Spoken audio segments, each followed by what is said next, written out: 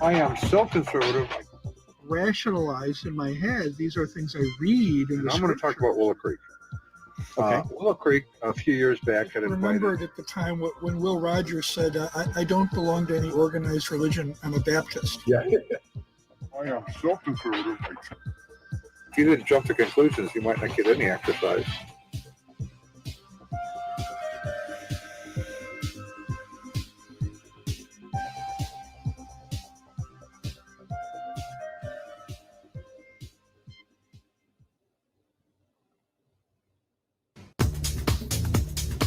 I am so conservative.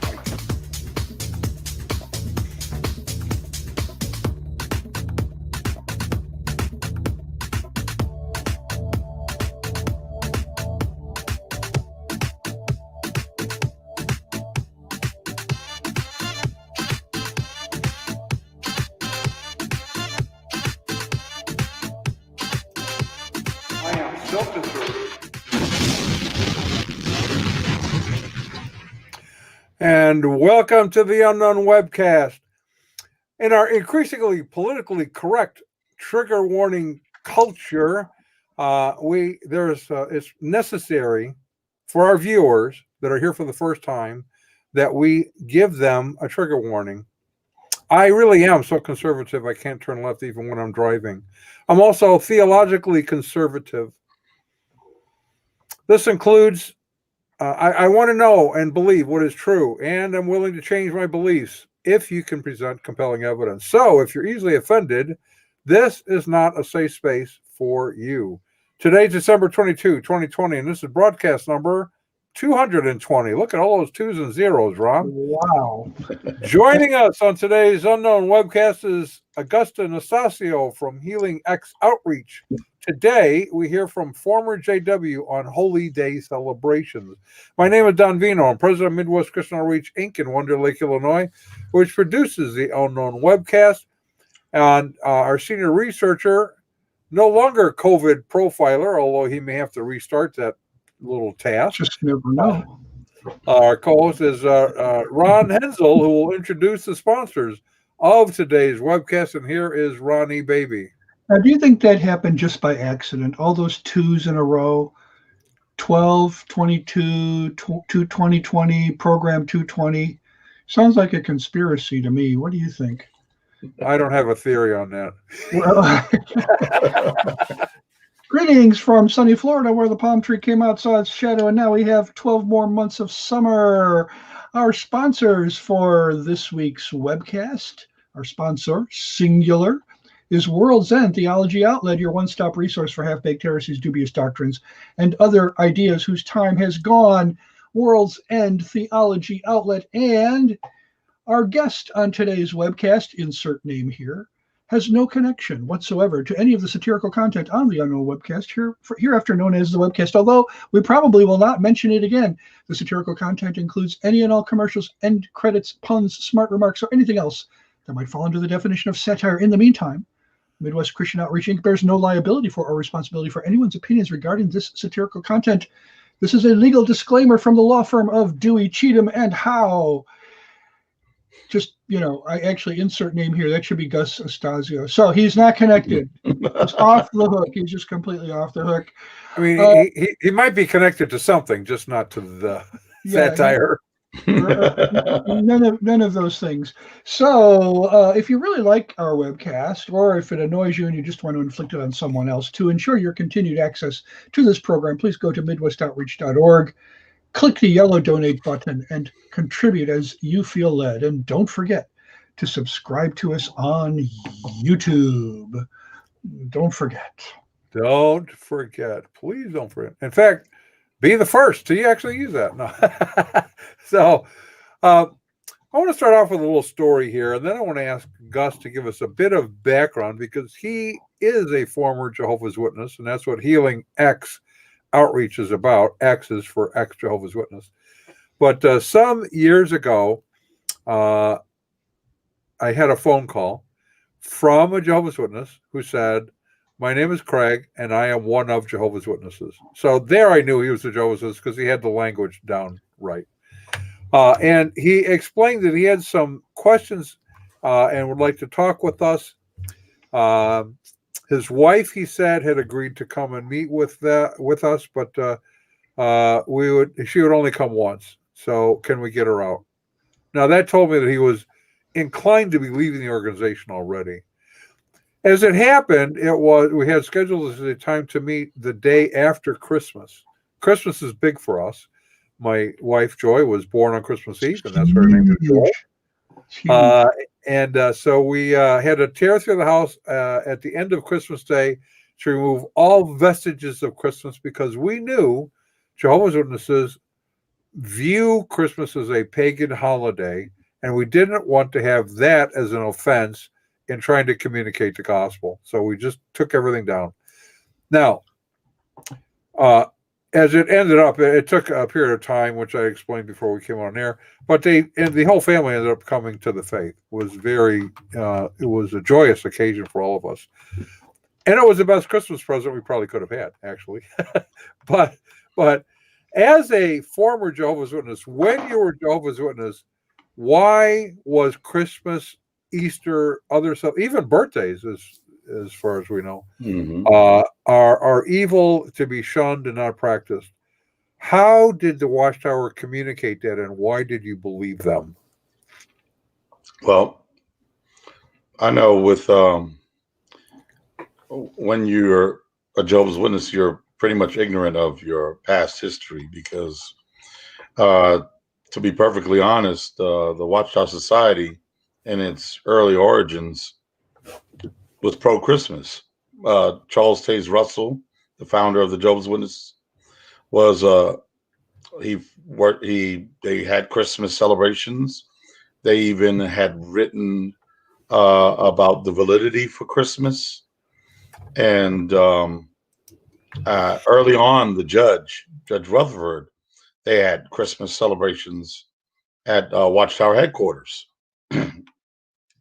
So there came, no doubt, a point of reference where they chose to abolish themselves of some of these holy days, because that's what they are. They're intended to be days which we keep holy.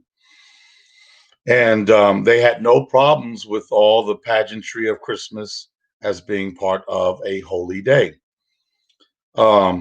So, of course, my point in this venture is that I was a Jehovah's Witness without that former knowledge that these were things that we did participate in. And so I was left with the baggage. And I always say that out of all the cults, the Jehovah's Witnesses are the cult with the most baggage to they just do not like celebrations. They're anti-celebration. And so you don't like birthdays.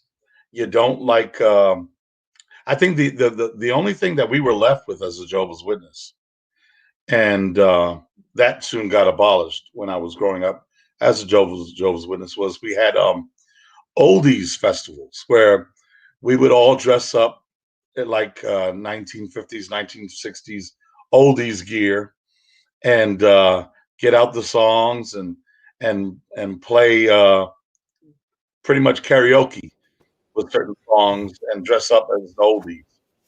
But eventually the party poopers of the cult kingdom were able to poop on that party also. But that wasn't officially Watchtower recognized. They just sort of allowed it.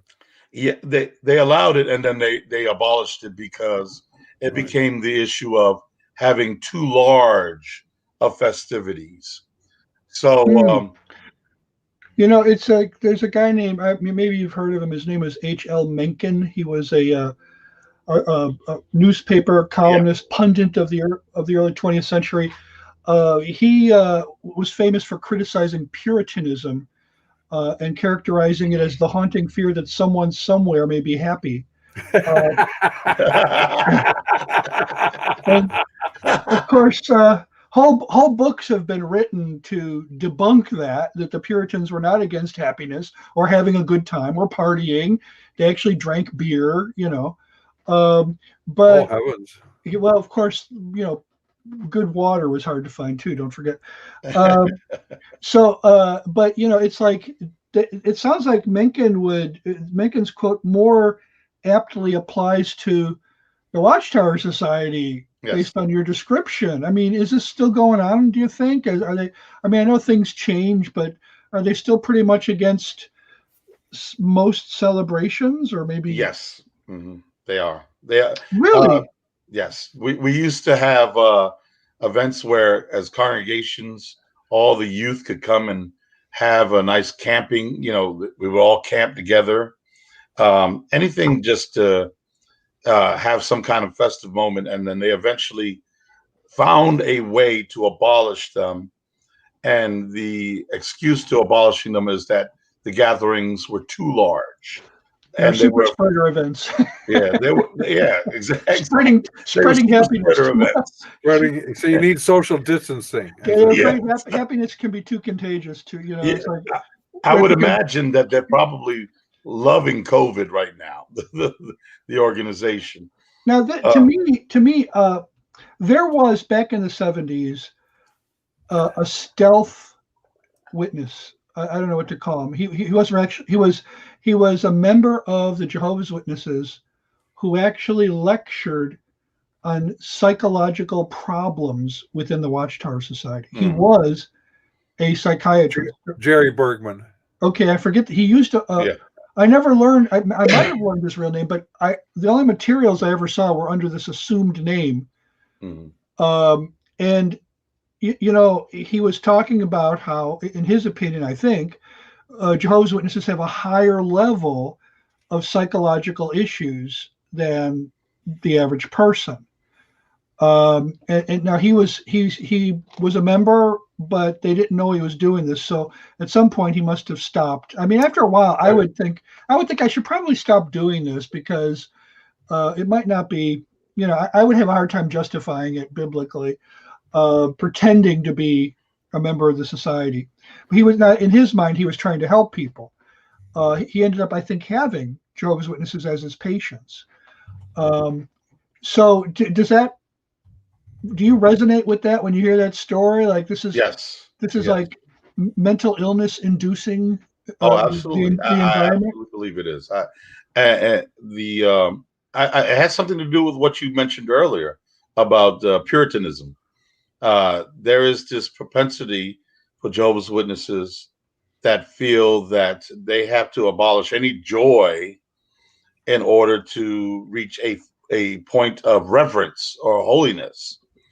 And so if you have too much joy, and then you're getting out of hand, so to speak. And no, we can't have that. We have to be holy as Jehovah is holy.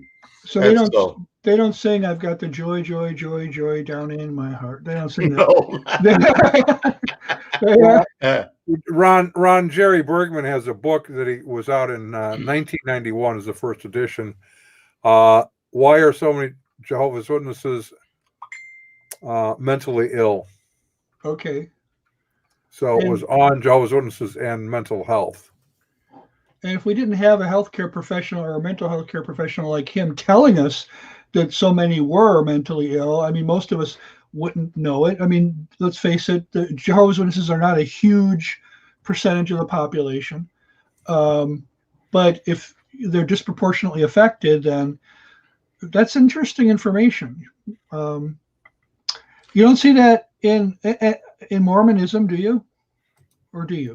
I don't know. I don't know. Probably not as much as Jehovah's Witnesses, but I would imagine you I do know that Mormonism does have issues with their youth. They have a higher in Utah. They have a higher rate of depression, especially. Well, there you go. Well, you're in a works righteousness. You're in a works system of salvation. Right. You're trying to work your way to heaven. Now, add on top of that by the way, you can't celebrate anything. At least Right. in the Catholic Church, you went to confession, you got it off, and then you could go out and party. You could have Christmas, Easter, you could have polkas, you could. And if you party too much, you can always go confess, and that's taken care of, right? Yeah. As a Mormon, say you're right about the works-based righteousness, particularly amongst the cults. I mean, if you think about it, right? Jehovah's Witnesses, yes, you have to work your way to heaven, and your salvation is dependent solely on how you treat the anointed class. And by the way, you can't have fun. Yeah. By the way. Yeah. With Mormonism, especially among women, if your resurrection is dependent on your husband calling your secret name, then everything is dependent on how you serve him. You have this other mediator there. And producing as many offspring as possible is part of your meritorious works as a female. You might have a lot of postpartum depression there, Yeah. So there's issues. Yeah. And then somebody has to. You have the pressure of trying to get married. Yeah, exactly. Trying to find someone. Yeah, right. Hopefully, someone who is like going to be a specimen that's going to be able to keep you eternally pregnant once you get your own planet. A specimen. Yeah. So back to why is it that you left the watch? By the way, it is my understanding, as we've done our research, that one of the reasons why holidays were celebrated, but then under Rutherford eliminated, was a marketing decision, really, because if you want to get your material out there and sold, and they were coal porters at the time, which meant sales of literature, not necessarily religious. In their case, it was religious literature. And you're going door to door to sell that material. What is the best time to find people at home? Well, holidays. I mean, they're going to be home on holidays. So you can really, your market opens up a little bit. So they were coal porters. They wrote a lot of Broadway tunes. Is that what you're saying? Yeah. No, their name wasn't coal porters. They were coal porters. That was their occupation.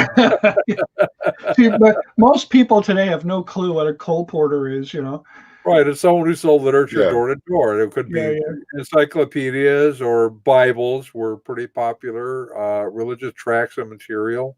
You didn't have like, Moody Radio. You didn't have Christian television. You had printed material to read. And so that's how it was acquired. You didn't even have Amazon to ship it to you. You had to have someone show up at your door with the material, and you go, yeah, I'll buy some of those Watchtowers or whatever. So, yeah. So, to facilitate that, it's kind of crasso to say, look, we have found a better way for you to sell our material that we're printing. So they said, oh, by the way, Christmas is pagan. So they can scare you into going door to door and keep you out of the house in the celebratory times by saying is demonic in origin. Well, yeah. Also, all those Watchtower worshipers, since they're no longer celebrating holidays, they have now the time to go ahead and go into somebody else's holiday structure to ruin it for them. So, right. Now I have the time on December 24th, to go ahead, or the 25th to go ahead and tell someone about how pagan their holiday is. Exactly. A way to spreading the joylessness. Spreading the joylessness. Joyless to the world. Yeah, it doesn't quite work.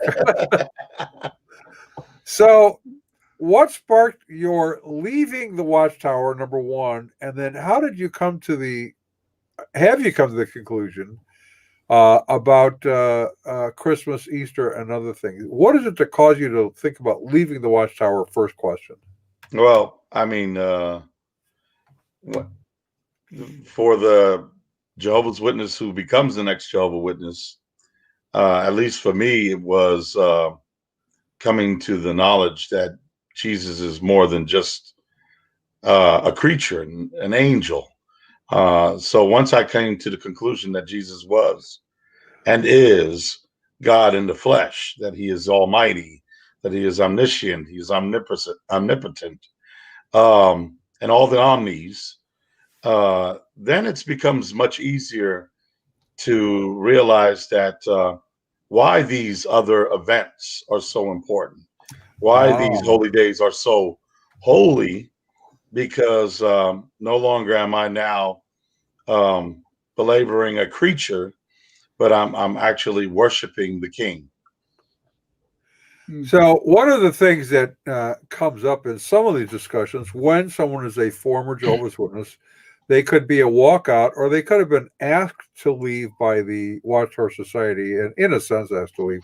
And that can be a lot of work, actually, causing you to get out of there. So we have a sponsor that's kind of helped in that particular area. Yeah. Our friends at World's End Theology Outlet have some questions for you. They're just trying to help here. Do you struggle to find time to deal with all the evil slaves in your midst? Do you need help in making examples out of those who question Jehovah's organization? Are there more apostates in your kingdom hall than you know what to do with? Well, millions now living will never fly out of your kingdom hall faster than with the left foot of disfellowship. It has patented technology that automates the process. You line them up, it kicks them out. It's the winner of the 2015 Soul of the Organization Award. The left foot of disfellowship, available only at World's End Theology Outlet, your one-stop resource for half-baked heresies, dubious doctrines, and other things whose time has gone. And there's our sky. Don't you like it? Well, anyways. It isn't falling at least. Yeah. Actually, I forgot to hit the stop sharing button again. So keeps them alive and kicking. Yeah, exactly. I used to have dolphins. Yeah. So it's I mean, so could you get disciplined for having too much fun? I mean, obviously the wrong kind of fun, but just you can. You get disciplined for showing up smiling too much or being too happy? Really? To be honest with you, one of the things, of course, and this is a discussion even with Christians, is watching a rated R movie. All right. So okay. I went to see a rated R movie, and I was. We asked you which one it was. We might want to see it too, you know. It was research purposes. Oh, research purposes. Yes, okay. Yeah, exactly.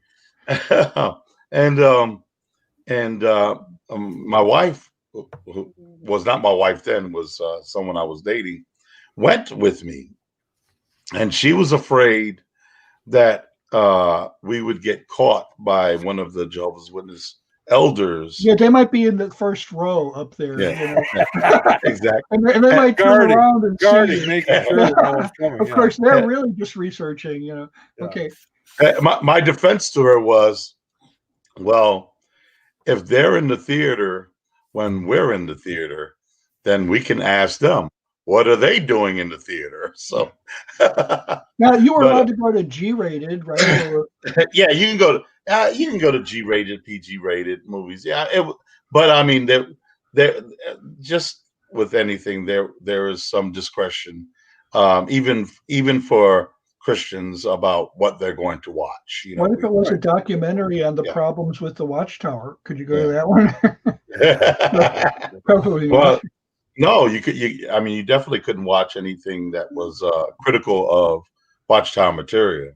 Yeah. Or you could be criticized or chastised even for. You can't even accept printed material that's exposes the Watchtower. I mean, we have Watchtowers of them showing a garbage can and showing you how to throw that away. They need instructions on how to pitch stuff. Apparently, yeah. It doesn't come naturally. You have to teach them how to discard apostate literature. So give us the rundown. Okay, so you came to the realization that Jesus is fully God and fully human. What about the resurrection? Did you come to the realization of the resurrection I came to the realization of the resurrection before that. Okay. So Okay. it was really uh, coming to the recognition that that Jesus was actually, raised in the flesh and not some ethereal, um, Star Trek character that can disembody their body and then remoleculize, later on in another world or something, like in Star Trek. So the whole remolecularization idea of Watchtower physical resurrection theology was out the window, and that led to other things. So, but of course, I think the final straw is that once you come to the realization that Jesus is God, that just changes everything completely for you. You can come to the realization that maybe he is actually physically has a physical body, but to the idea that this physical body person is the God of the Yeah. universe. What was it that what was it that persuaded you? What do you remember? Well, it was just reading the Bible. It really was. It was just all I can say is it was the Lord. The Lord. He opened my eyes. He opened my eyes to what I was reading. And once I came to realize that, and it was actually the interlinear. But it was the Lord who opened my eyes to what I was reading in the interlinear, that when Jesus, when Thomas says to Jesus, "My Lord and my God," he's not shocked. He's not surprised. He is actually saying to the Lord of me and the God of me. And so when I Right. saw that in the actual text, it wasn't just calling him, "Oh my God, oh my Lord." It called him the Lord of me and the God of me. And I was like, what is that? And then And of course, he's using the definite article too, isn't he? yes, he is the definite article. He is the Lord and he is the God. And so it's like saying Michael Jordan was the man. So Yeah. So like, and so I came to the realization that here Jesus is the Lord.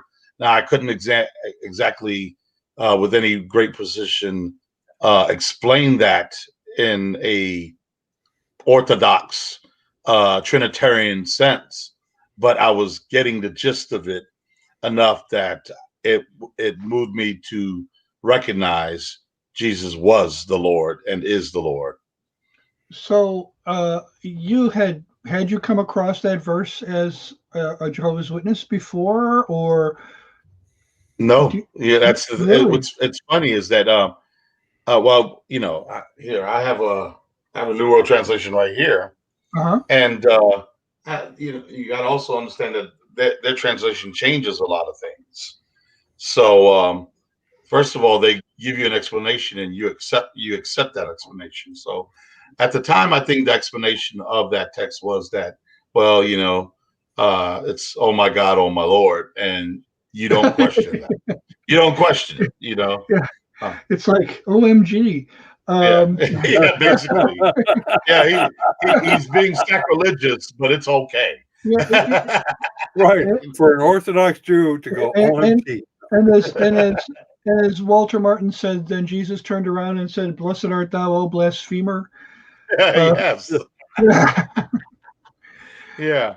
And then, in other areas of the Bible, they made specific changes to make sure to get you away from perceiving that Jesus is the Lord. But yeah, so those few things and coming to, of course, the book of Revelation where I realized that here in this very Bible right here, Revelation chapter 1, I think verse 8, uh it calls Jehovah the Alpha and the Omega, and then a mhm, few texts down, Jesus, is the one that is the reference. mhm. Have I am the first and the last. So here Jesus is calling Jehovah the first and the last, the Alpha and the Omega.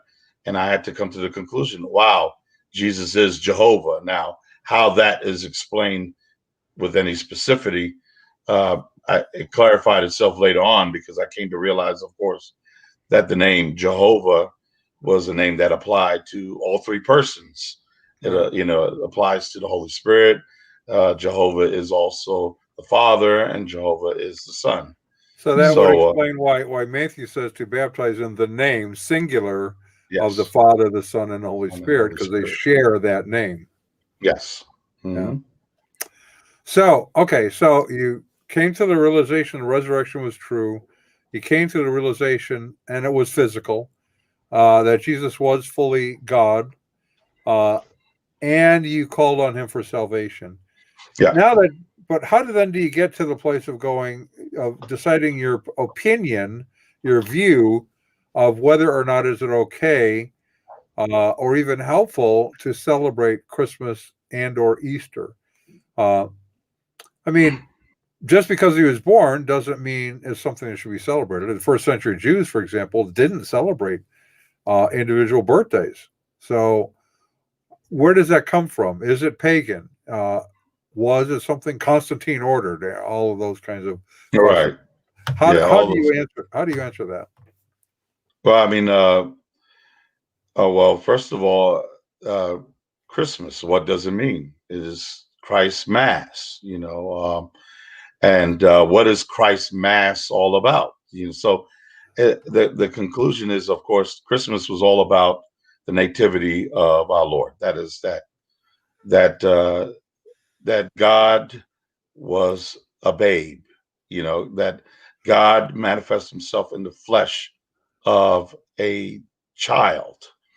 And that child, that's why they call it, first of all, the Feast of the Nativity. So we're celebrating the incarnation of God in humanity, clothed in humanity. And so that was something I had already accepted. I accepted that Jesus was God. And now, whether should we be honoring that celebration? Should we give it? The Jehovah Witness response is that the only thing that we're told to celebrate is, of course, the Last Supper. That is the evening meal. And of course, even with that, all Jehovah's Witnesses, or most Jehovah's Witnesses, don't celebrate that. They're not allowed to eat. They're not allowed to drink. They are just there to be witnesses or participants by witnessing the participators. And so that itself felt a bit odd. And once I came to the realization, of course, that as Christians, we all participate in the Mass. We participate, that is, in communing ourselves with Jesus through eating of his flesh and drinking of his blood, or what is symbolized as his blood and flesh. Right. It's interesting to me, as I have thought about this over the years, that the Roman Catholic Church teaches that you are receiving through this ritual Christ. So it's a ritual receiving of Christ, which you do on a regular basis. Right. The Watchtower does the opposite. They have a ritual rejecting of Christ by not allowing anyone except the anointed class to partake. So you have to reject it and pass it down the road until it finds an anointed, if there is one even in your congregation. It's a literal slap to his face. Right. That's what it is. Because here you are, being here you are in front of Christ, so to speak, as a participant, or someone to remember the sanctity of what he's done for you. And here you're literally also shunning him. Isn't that something? Shunning him. So Gus, does the Watchtower Society make a big deal out of the fact that the word Mass is in the name for Christmas? Ironically, they don't. They don't. But it's really clear that the reason for their rejection of Christmas has a lot to do with Christ Himself. They won't openly admit it, but that is the reason why Their doctrine of Christ, you mean? it's the fact that it is Christocentric. Okay, yeah. The holiday is a Christocentric holiday when it should be a Yahweh centric holiday to them. The few times that I've been to Kingdom Halls, I've really noticed the stark difference in the number of times Christ is referred to, unless they're covering a passage that specifically deals with him. It's really all about Jehovah, Jehovah, Jehovah, which yes, I'm not against that. I'm just saying, well, wait a minute. The New Testament seems to be a lot about Jesus, Jesus, Jesus. Yes. You know. So, yeah. That's an offense to the Jehovah Witnesses. The fact that it's supposed to be all about Jehovah, and once again, that goes back to the idea that Jehovah is only the Father. You know, they don't see Jehovah as the Son, and yet the name Jesus is Jehovah Saves. So they completely miss out on the Jehovah-ness of Jesus Christ. I like that. Let's talk about the Jehovah-ness of Jesus. Yes, they completely miss out on it. Yeah, because they miss out on the whole idea of the name Jesus, which is that Jehovah is our salvation, embodied in the person of Jesus. Now, to be fair to the Jehovah's Witnesses and to H.L. Mencken, who I previously referenced, we had a program last week where we did mention the fact that at once upon a time, the Puritans, but not only the Puritans, but a lot of Reformed Christians, but it seems like the ones that rejected Christmas, like the Puritans did, tended to be from England. There were, I don't know, there was a synod held in the city of Dordrecht or Dort in the Netherlands in 16, 18, and 19. And they were there to discuss a totally different question than Christmas.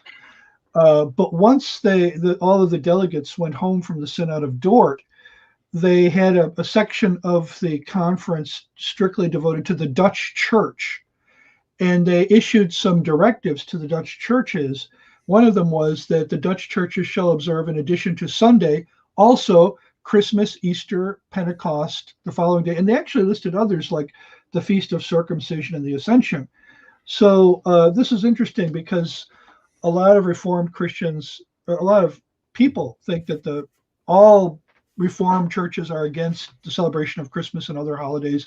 Wasn't the case. In fact, less than 100 years earlier in Switzerland, there was something called the Second Helvetic Confession that said pretty much the same thing. You can observe these days, but because in the United States, so many of the Reformed came from Scotland, where the Presbyterian Church was, and so many of them were following this Puritan influence.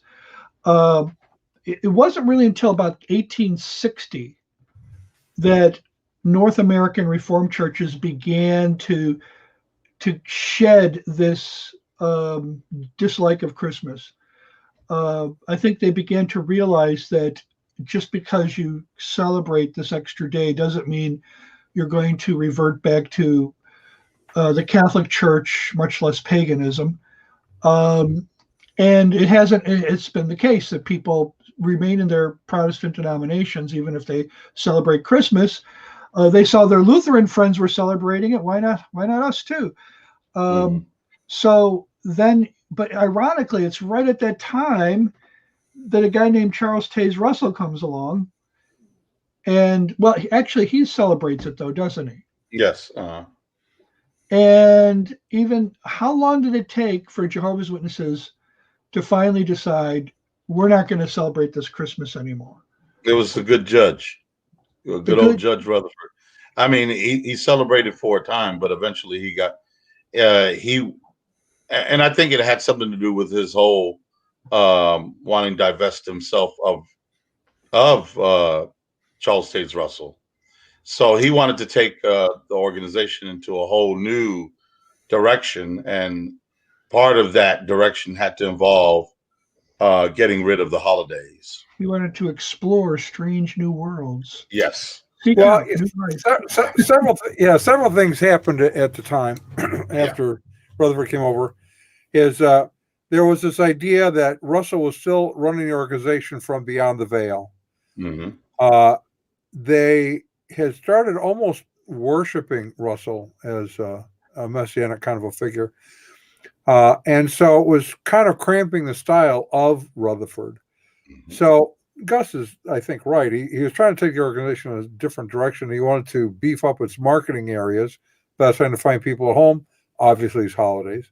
Mm-hmm. He also wanted to disengage them from the worship of Russell. And so he did an interesting thing.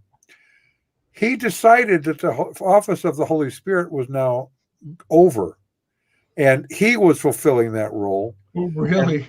And so starting around 1935, the claim was that angels were like delivering messages to his office. And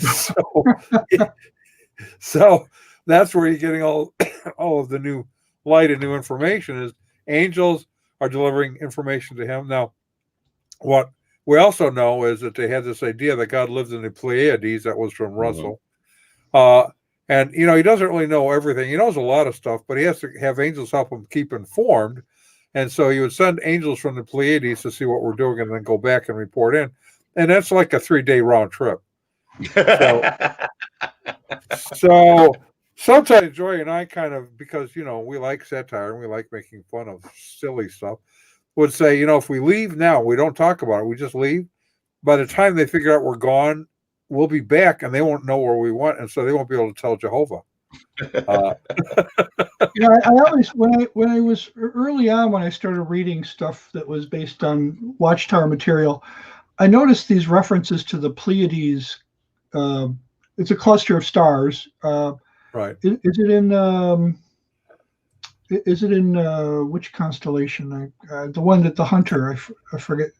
Anyways, is it in Orion the hunter? Orion's belt? I forget. Yeah. Well, anyways, I thought it was funny because I have a birthmark that looks kind of like the Pleiades cluster. And I used to like astronomy. I was really into astronomy when I was a kid, and I was wondering, I wonder what they would make of me. I wonder if I would get promoted to some office for having this birthmark. A group of freckles in the shape of the Pleiades cluster. What's that all about? What was their obsession or fascination with that? I think it was what you said as far as constellations. They were just fascinated with anything to do with constellations, and that might have also something to do with Russell, because Russell was into pyramidology, right. And so were they closet astrologers or something? Yeah, they probably were closet astrologers. They also had a book that was written, I think it was by, I forgot the name of the editor, but it was about sex with succubus and incubuses. And it was I have to look angels and women. Angels and women. Oh, okay. Now, were they for it or against it? It was just a fictional tale, but it was a fictional tale that he had written and was actually published and sold amongst the Bible students.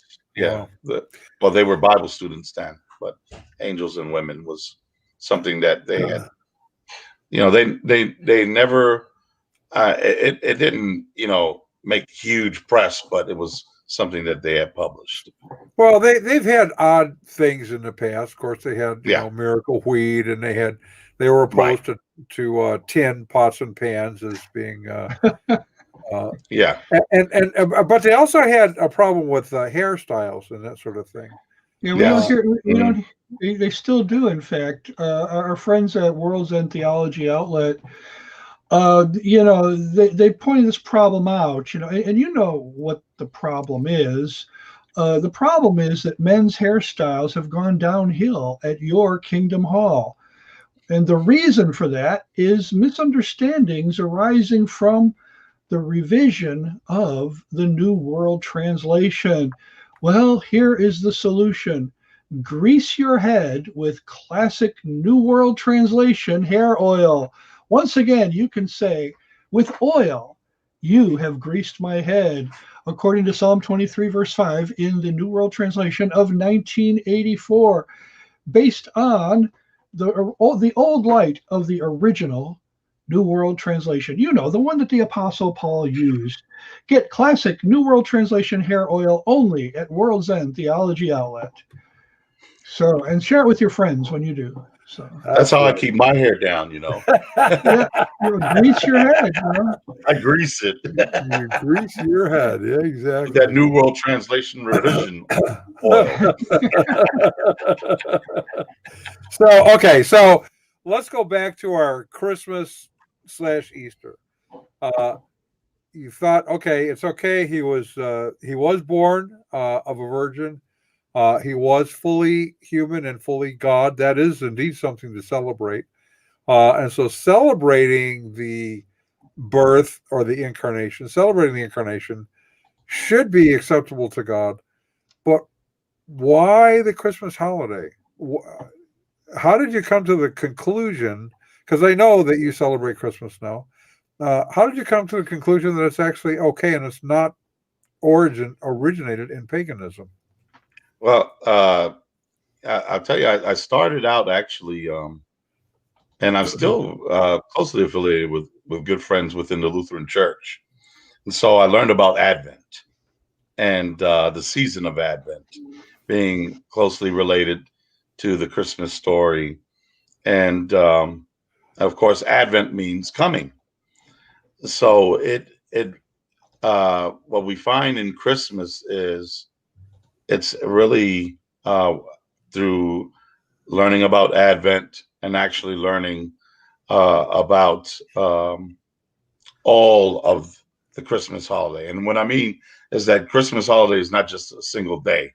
And this goes back to what Ron and was mentioning about people's knowledge. We have a great deal of people who celebrate Christmas just because it's a neat to get toys, and it has nothing to do with the actual holiness of the holy day. Largely a commercial Right. time, right? Yeah, and I think that being someone who was coming out of the witnesses and was a Christian, now I wanted to really embrace myself in my Christianity. I wanted to know why I'm a Christian. What is important about being a Christian? And with Christmas, why is it important? And how is it related to the Christian religion? That is our Christianity. And when you learn about Advent, that here we're learning about the coming of Christ. And then we're also not just the fact that he has come, but that he is going to come again. Mm-hmm. That's the whole purpose of Christmas, is that it's not just about a baby in the manger. It's about a baby in the manger that is going to return as a coming king. And so the whole point of the baby in the manger is, yes, we're saved because here he came and he bled for us and he died on a cross.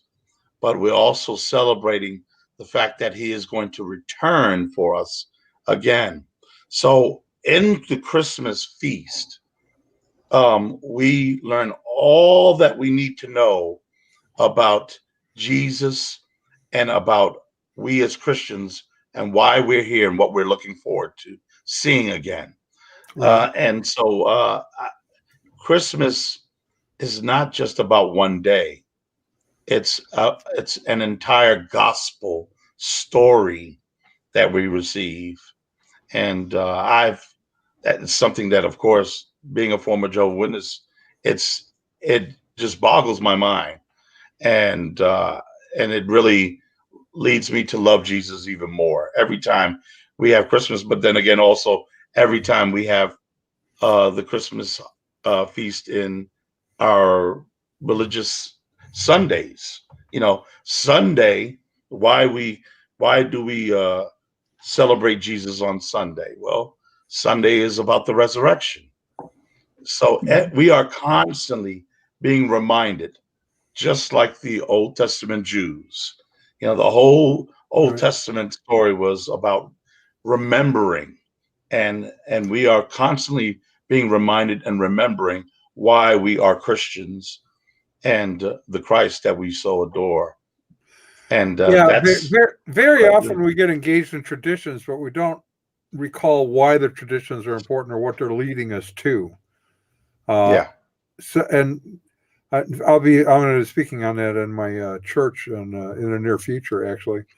And so, I mean, I love the movie Fiddler on the Roof, which is all about tradition. Yes. And why was that important to Tevye? Because he says it tells us who we are and why we're here, right? Tradition is really important. But you have to then look and go, okay, why are we doing this tradition? You're right. When you gather on Sunday, why do you gather on Sunday? You're celebrating the resurrection every time, right? Yes. What is celebrating of the day we call Christmas about? It is a celebration of the incarnation, which led to the resurrection, which led to the to the crucifixion, which led to the resurrection.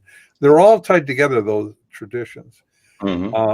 As we pointed out last week, and our friend Marcia Montenegro on her website, Christian Answers to the New Age, the book, our friend Steve Lagoon, we talked with him last week, In Defense of Christianity, gives the historical data, because there's really strong evidence that the early church fathers did actual calculations based on certain assumptions they made as to when he was born.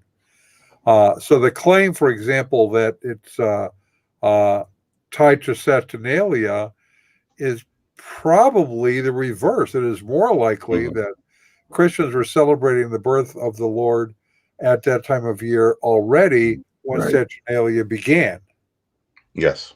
Right? Yeah, we don't have any record, I don't think, of Saturnalia until the late 2nd century. Correct. And also, it was celebrated on the days leading up to December 25th. I think the celebration of Saturnalia was over by December 23rd. Right. Yes. So it seems kind of strange. It was a multi-day ceremony. If it's not the same, because Christmas is a one-day ceremony or one day observation. So right. Yeah, and Hippolytus of Rome, of course, mentions the Christmas he's back day, early to December 25th day, 201 AD.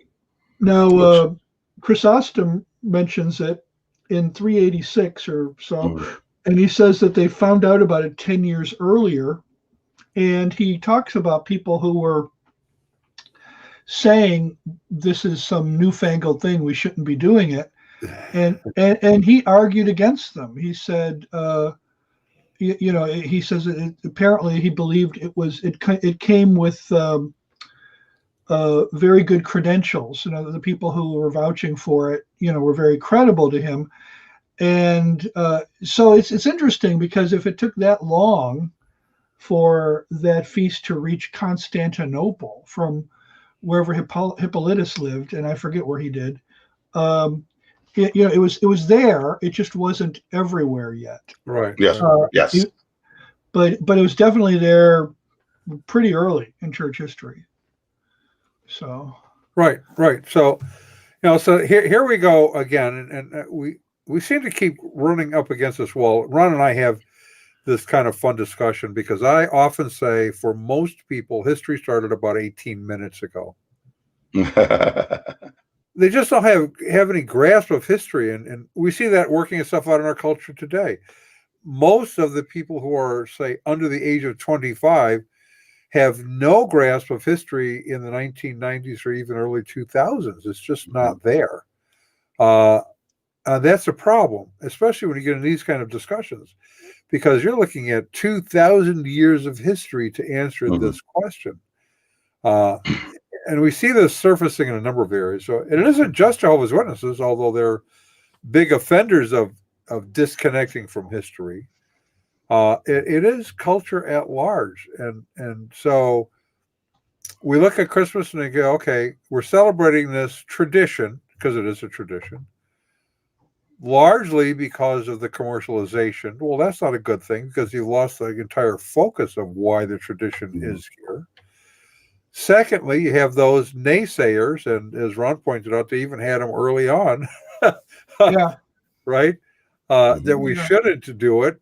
But then you go, okay, well, there's actually good, credible evidence why we should probably allow this at least. The Watchtower and other organizations just disregard all of that. Yeah. Well, yeah, and they're not.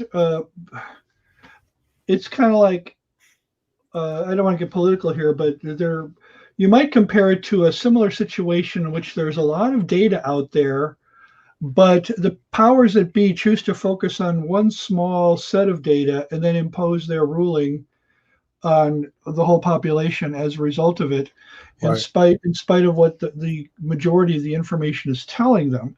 Right. So, yeah, I don't know if there's any similar situation to that, but in case there is, you can make the comparison in your own way. I actually think that it may be the reason why early Christians or ancient Christians, medieval Christians more likely, were probably more effective at being able to tell the gospel than most people today do the Christmas story. And that's largely because even though they were mostly illiterates, their whole idea of talking about Christ or telling each other about Christ was a form of tradition. It was telling stories. You know, we hear about, you know, the songs that they gave about Christmas, you know, the first day of Christmas, my true love gave to me, you know, and here is how children were able to tell gospel stories related to the four gospels, stories related to the 12 apostles. and here is how children were able to tell stories that most adults don't even know. Now, are you familiar with the symbology of the 12 Days of Christmas song? What each of those elements mean? How do they fit those 8 maids of milking under the Christmas tree? I can see the 5 golden rings and everything. So tell us, Don, about the symbology. I'm asking Gus if he knows. Not in its entirety, not by heart. I don't know any of it. Well, so the 4 calling birds would be what? The Gospels? The 4 Gospels. The Gospels, right? Okay. I wonder what the other. Let's see. The partridge in a pear tree. I'm stumped there. Partridge in a pear tree. Is that the? How did French hens get all the way to Palestine? Exactly. Okay, he's Googling it. It is the. Yeah, now I'm intrigued. Yeah. You heard somewhere that there was symbology, and you were hoping Gus knew, right? So, well, I heard Gus alluding to that. Yeah. And so I just assumed it was a nice song, like, you know. So, yeah, well, I kind of did too. So we have 12 Days of Christmas, favorite song. The Mackenzie brothers have a good version. The Christmas tree was a way of telling the gospel story, which the Christmas tree doesn't get involved into the Christmas story until around the 1400s. Yeah. Okay, So what do you this do? song actually, the song itself didn't come around until the 1800s, but Okay. the partridge in the pear tree is Jesus Christ. The two turtle doves are the Old and New Testaments.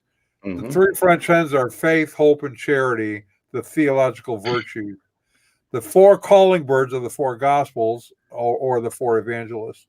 5 golden rings are the first 5 books of the Old Testament. There you go, Ron. Are you sure this guy? Are you sure the one person who wrote this isn't the same one that wrote that Star Wars book about how it's all symbolic Yeah. of Christianity?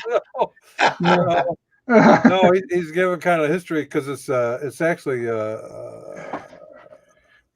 12 Days of Yeah. Christmas, favorite song. I won't go through the whole thing, but he lays out the symbology in here Yeah. on that. So that's I pretty. think another word for symbology is symbolism. Yeah. But yeah, the Symbolism. I like Yeah. I mean, more whether it's accurate that there. or the candy cane or some other instrument which is used as a symbol, these were all symbols to tell a story, yeah, and we've forgotten about telling the story. We don't tell the story anymore. We just get out and get a whole bunch of fancy schmancy tinsel and decorations and forget to tell all about the story, the significance of the story.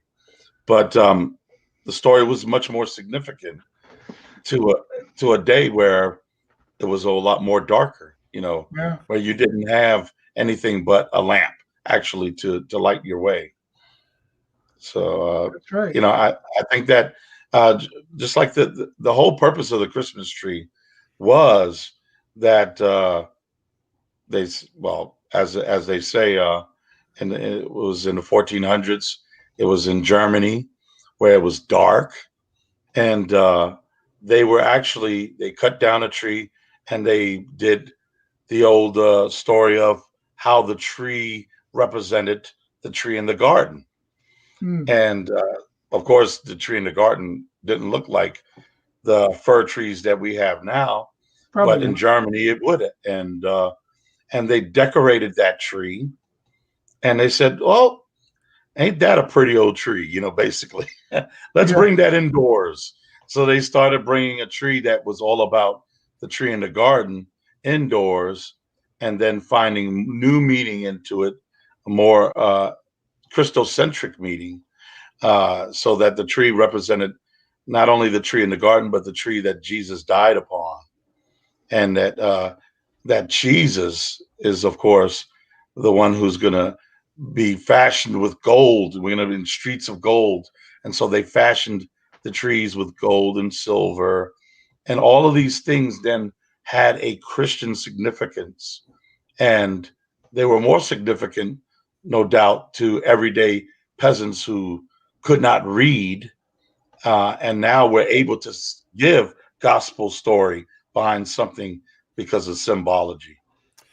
Well, it's really important. We talked last week a little bit about Charlie Brown's Christmas uh, and how that Charles Schulz wanted to make sure that the meaning of Christmas was really in there. And so you have in there um, the recitation of this passage that says, "Fear not, for behold, I bring you good news of great joy that will be for all the people. For Amen. unto you is born this day in the city of David a Savior who is Christ the Lord." And that's from Luke chapter 2. hmm That's a story we need to keep telling. You're right. Narrative, we've lost narrative. We've lost the tradition of narrative in really important matters. We have become, oddly enough, a narrative-based culture in recent years. But the narratives that we have are not good. You have the narratives of critical race theory. It's not based on actual evidence or reason that you can prove. It is just a story. It's a powerful story, but it's just a story, right? We have a heresy racing through the church called the Enneagram. Is there any evidence that this is helpful or spiritual or tied to the faith? None, zero. But it's a story, it's a narrative, and it's a powerful one that is drawing people in. I have to tell you, I think the narrative that we find in the text of Scripture is far more powerful, and we should be telling that story every day. Yes. Yeah. Yes. You talk. Easter is another holiday that we tend to celebrate, and most people. I ask them, so what does the word Easter mean? And most people don't even know what the word Easter means. It's from, of course, Ostern, which and the whole Easter narrative is about the rising of the sun. Mhm. And who rises in the sun but the east? The sun rises in the east. And who is it then is the sun that rises in the east? It's the Son, S-O-N, who rose from the dead. And so we forget of, once again, the whole point of the word Easter is to tell us the gospel narrative about the rising of the S-O-N Son, the resurrected Son. And it's laced with a lot of significant things. The fact that when they had the tent of meeting, and it was in the Holy of Holies in the east that the presence of the Shekinah glory was manifested in the east, and of course the east representing the fullness of Christ, the fullness of God. And so here you have an east, west, north, south, and ironically, the north south is the cross, the cross. Mhm. But we forget about these things, and so that's why more often than not in churches, people call it, Resurrection Sunday as opposed to Easter Sunday, Right. because we've forgotten so much. Right. Yeah, sure. Well, Gus, I am glad you were with us today, and hopefully God will be able to use this, especially for those who are Jehovah's Witnesses. They might think momentarily to say, you know what, maybe I should do some independent actual research. Ron had a meme. I don't know if he has that. He could display it here. Oh, okay. Well, it's I can give me a second, and I can get to it. I'll give you a second, because this is not the kind of research that we are recommending.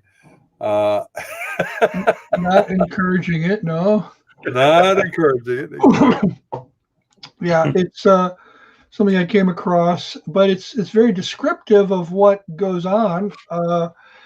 I've actually met people online, not in person.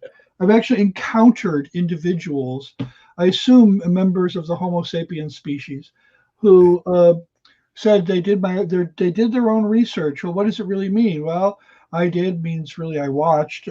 My own really means someone else's, and research means crappy YouTube video. I was involved in a debate of all things a flat earther in a Christian Facebook group. Okay, I just, it was boggling my mind that I was running into Christians who were flat earth. I'm a fat earther myself. I am definitely a fat earther. Yeah, I live on Earth and I'm fat, so I'm a fat earther. But this person started talking about all the research, and if only people did research like she did, they would realize she was right. I go, okay, well, where did you do this research? And she started literally sending me links to really stupid YouTube videos. Exactly. So this is what passes for research these days. People don't know what it is. So there you go. There you go. So do actual research. Get the book In Defense of Christmas. Read it, critique it. If you find that historical data that he cites is incorrect, let us know. But I've reviewed the book, and I do think he's done a really good job. Gus has done work on this as well. You have videos talk about stupid videos. Yes, stupid videos.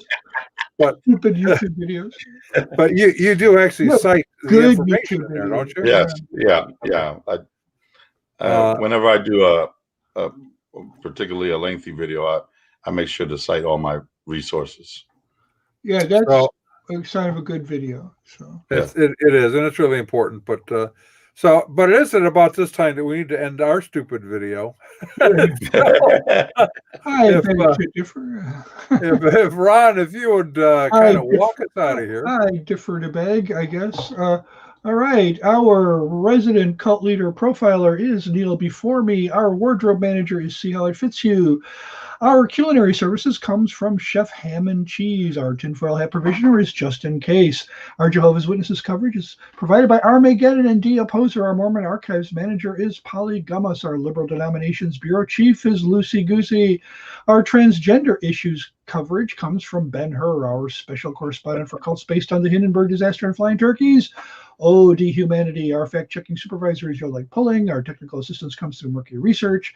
Our legal advisors are at the law firm of Dewey, Cheatham & Howe. Our grievance resolution director is Giovanna Pisami. Our director of privacy assurance is Wiretapping. And original idea sourcing comes from Drew A. Blythe. The Unknown Webcast is a production of Midwest Christian Outreach, Inc., in cooperation with Emergency Manicure Productions, both of whom are solely responsible for this content, although you will never prove that in a court of law. Never, ever. No. All right, Gus, I thank you for being with us. If you can hold on. Thank you for inviting me. Ron, thank you for hanging around. And Hasta Merry luego. Christmas. wave Merry- goodbye, everybody. Feliz Navidad, prospero año nuevo.